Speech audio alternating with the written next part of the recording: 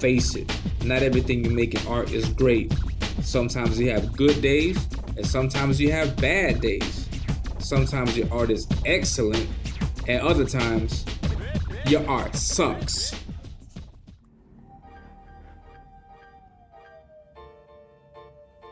Hello everyone, and welcome back to the channel, and welcome to this new video. In this video, we're going to take a close look at this piece and critique it as well.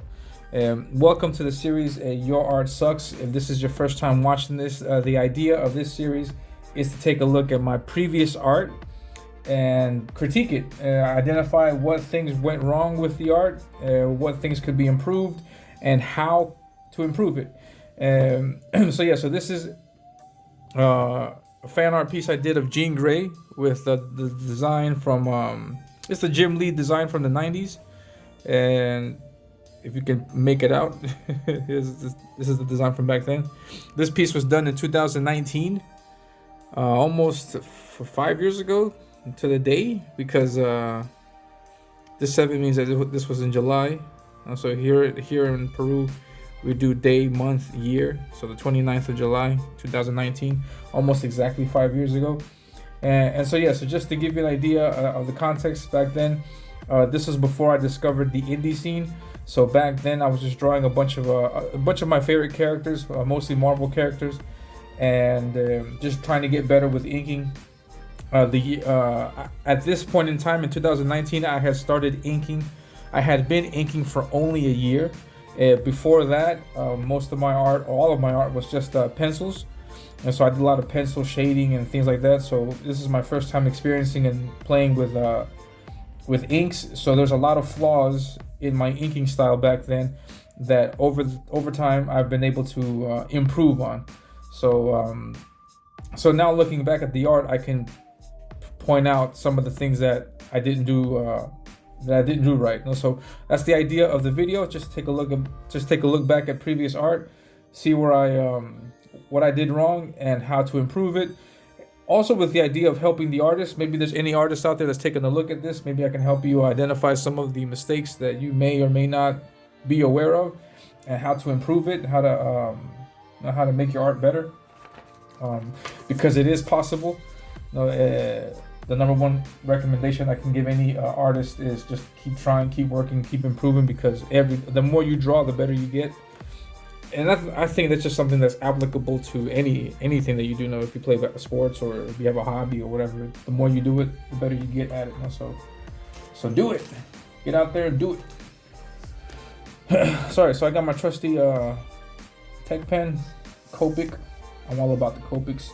I used to be a Micron guy, but these are just a lot better for me, at least. So we want to point out some things that I think are wrong with this piece, or that could be improved. And the first thing that I'm looking at is the foreshortening.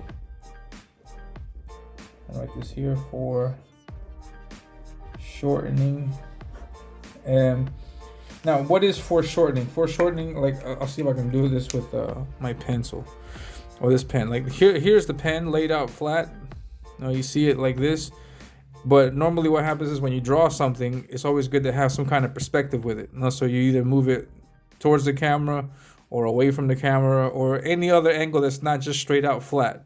Because things are not always flat. Things, you grab a pencil or something, there's always some kind of 3D aspect to it. So it's always good to capture that, and it helps with the dynamic aspect in art.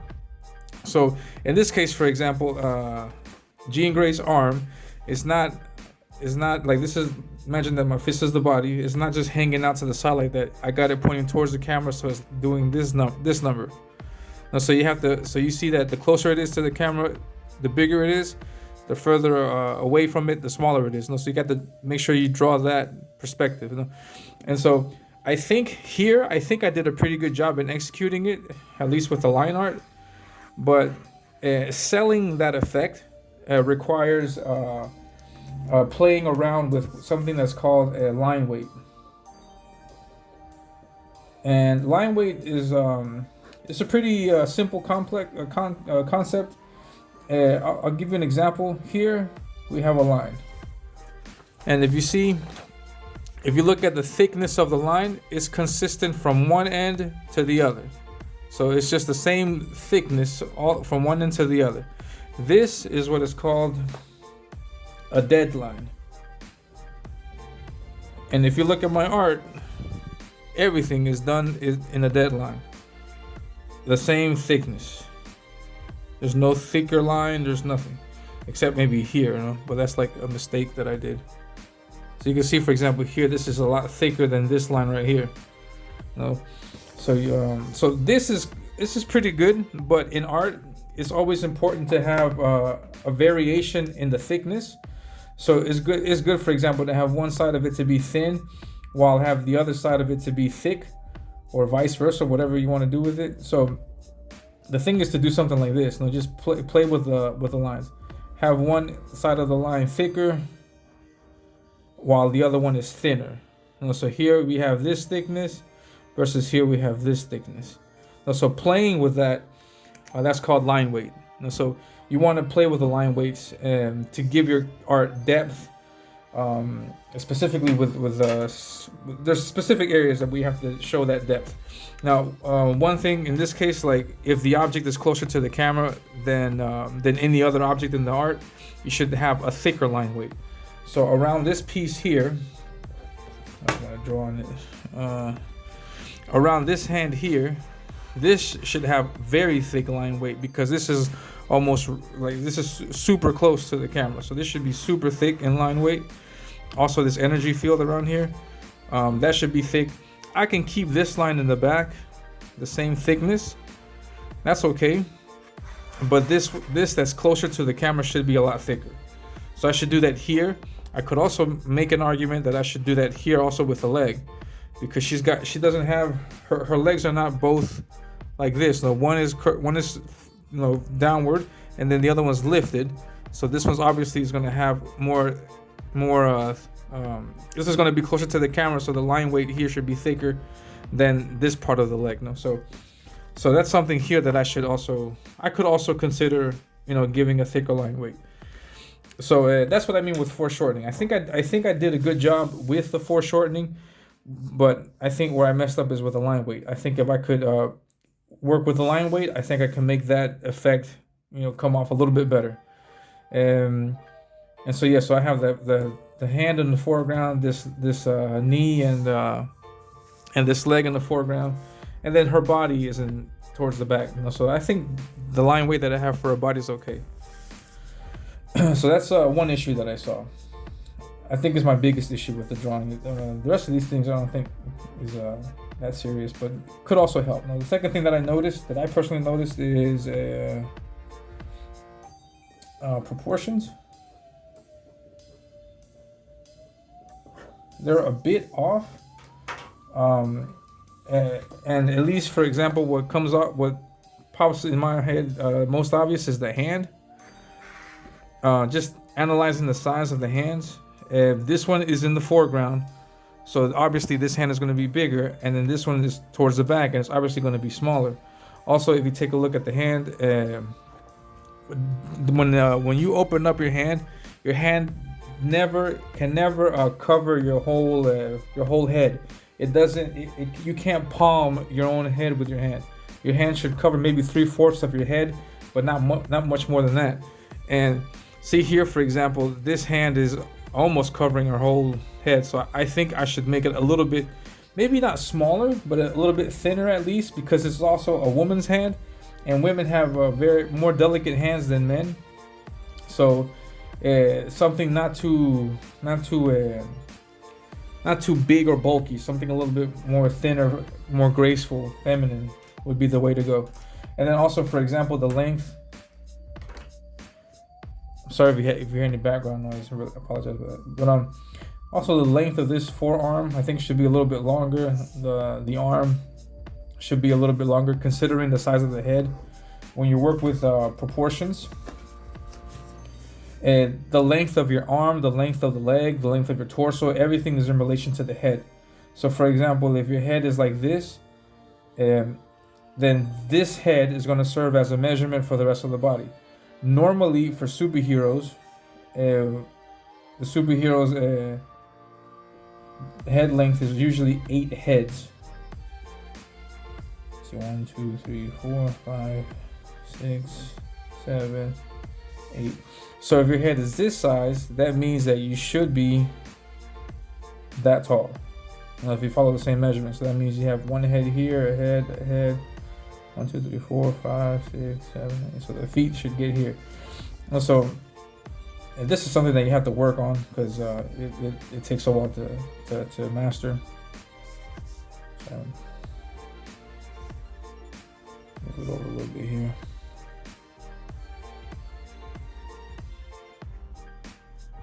Kneecap.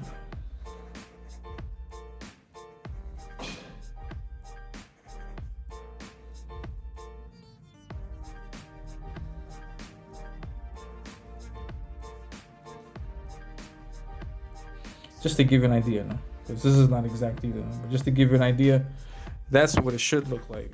You should have a head, and then the rest of the arms should fall into proportion with the head. Now, so here I think I did a pretty good job. I think I just messed up with this arm. I think this is okay, because considering the depth, I think you can hide a lot from that. I think the leg is here also is okay. I think the head and the torso length is okay because her head is probably about here. Probably about this much space. And then if I measure this out, 1, 2, 3, I think I just get it just right to where her crotch is at. And so I think this is okay. But I think here I should probably make it a little bit longer here in the arms. Maybe I can mess with the hand or something. But I think this arm here needs to get worked on just a little bit. But that could be just a nitpick. But proportions. You should always be aware of proportions. Always be aware of dead lines and line weights. These are just things that can help. It can improve your art just in general. So I think working with that could help out a lot. Also, considering this is a woman, a female, there may not be 8 heads. There may be 7 or 7.5. So all that you got to take into consideration. Also, if you want more accuracy, you can look for character sheets for these characters, and then see exactly how they line up with other characters, so you have an idea. But checking out proportions is always something that you can do to help your art, regardless of what you're drawing. So foreshortening proportions a little bit. I would say gesture drawing, but actually I'm digging the gesture because her head is like this and her body's curved that way. So we see, for example, that at least I'm attempting some kind of gesture. Now we see her head like this, and then her body's curving this way. Now, so we have this type of thing going on, and then her hand is here, and then her body, and then her arm is supposedly in the opposite direction. Now, so there is some kind of play on gesture drawing here, so I'm not going to bash that too much. So I think that's okay. But the last thing that I did want to point out is rendering. And this is just a problem that I had because back then I had first started working with inks. So my rendering is not as good as it is now. For example, here, I use a series of parallel lines to do rendering. Or something like that, just a series of parallel lines, which is nice. It's nice. But I don't think it works the way I try to make it work here. Like this here, I don't think that works. Here in the hand, for example, yeah, we can see, for example, that the rendering in the hand clashes with the rendering in the hair. The rendering in the hair also isn't good. The background, the choice that I have made on the background here, I don't think is good. This energy thing here is not good either. And if you're asking how I did this, I used inks for the line art itself, and then for these areas of rendering, like in the hair, this energy field, and in the background, I use what is this called? It's brush pens, gray brush pens. I think I don't have any here, but I don't know if I can show you. They're Pitt pens, like Faber-Castell Pitt pens, but this one's black. They have different shades of gray, and so it's like a brush tip like this. And so I did this thing here where I tried to like make it work as some kind of energy shield or something like that. So that's what I did around this outside in her hair. And so, yeah, I don't think it worked out great. I think very simple. I think I should have just went with a black background, or played around with blacks here in the background at least.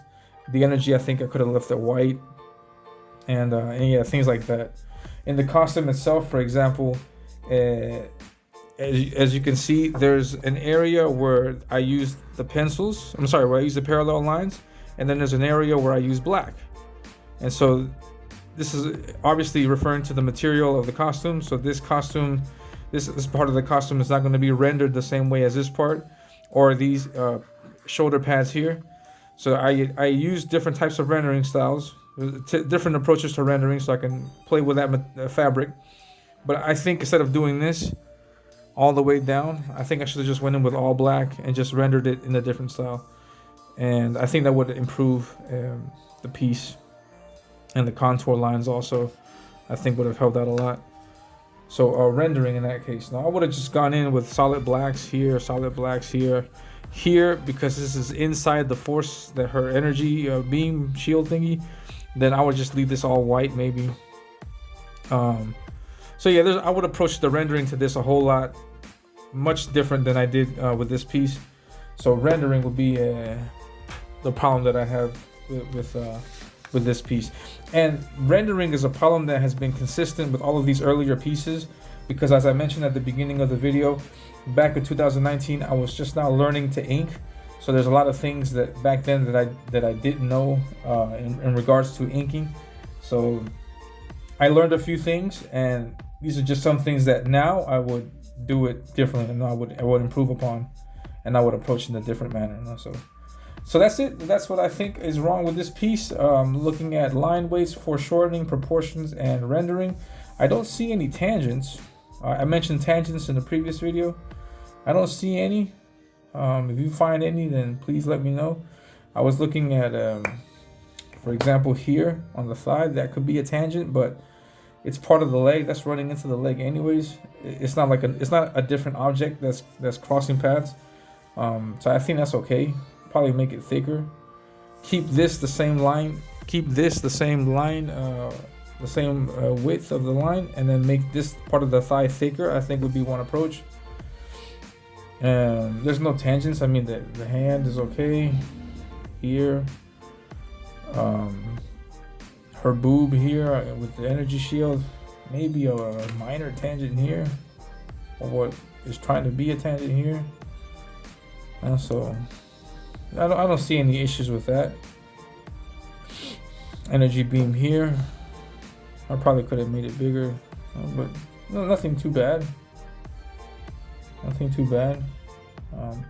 So just in case if you're curious at what a tangent is, tangent is, for example, like if you have an object, let's imagine I have a circle, and then I want to draw a square behind this circle. The best way to approach it is to have those two objects cross, so that you don't see the square 100%. So for example, something like this would be the best way to draw it. And so here, for example, there is no tangent. There's no tangent here because the shapes cross. But what happens sometimes is that artists would it just happens. It tends to slip. But sometimes they would draw something, and they would want to draw this square in the background, but they won't. Sometimes it gets positioned in such a way where the line touches like that. And then you have this effect. And here, this is called a tangent. This is a big no-no. No. Alright.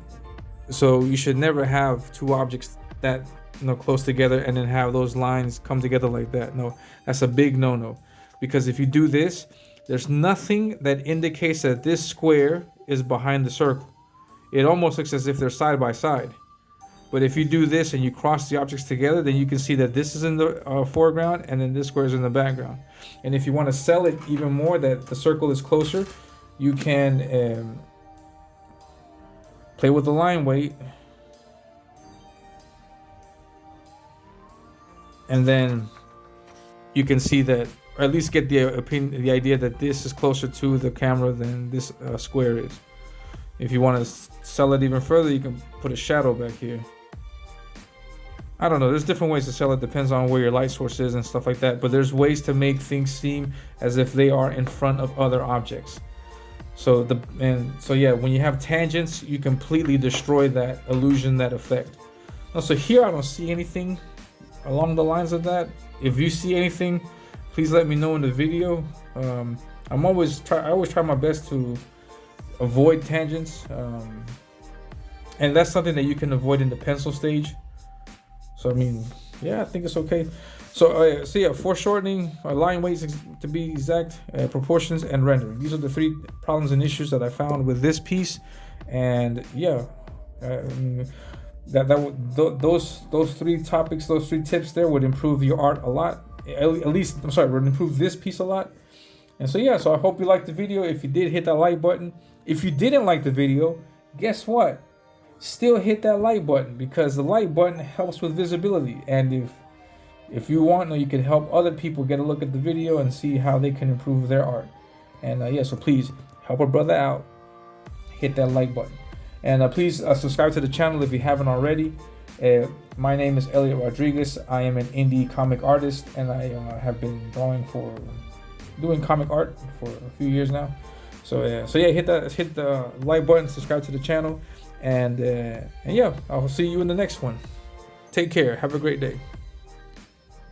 Hello, everyone. The time is finally upon us. Ominous Avenging Death is now available.